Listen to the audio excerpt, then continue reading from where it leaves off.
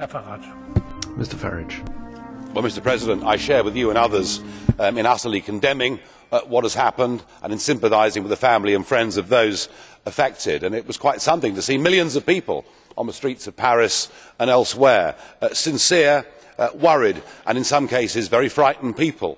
But also there were 40 significant, important political leaders, and they too were using the language of unity, solidarity, but I am afraid for them, Je suis Charlie is simply not enough, because we need now to have an honest admission that actually our political decisions have led to much of what has happened. Just think about foreign policy, from Afghanistan, through Iraq, through Libya, and even the attempt to want to arm the rebels in Syria.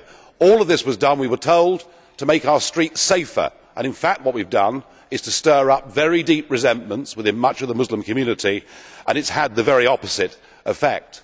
We have pursued policies of mass immigration at a rate that has made it frankly impossible for many new communities to integrate, and for that I think we have to hold our hands up.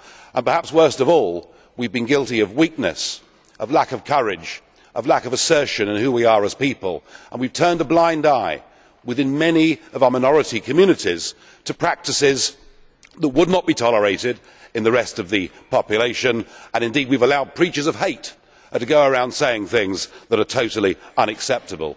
The result of all of this is that we do have, I am afraid, I am sad to say, a fifth column that is living within our own countries, that is utterly opposed to our values.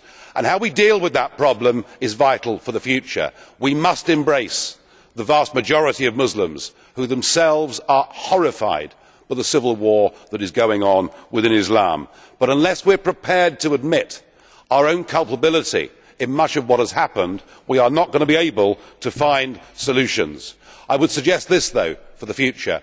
We are going to have to be a lot braver and a lot more courageous in standing up for our Judeo-Christian culture. Thank you.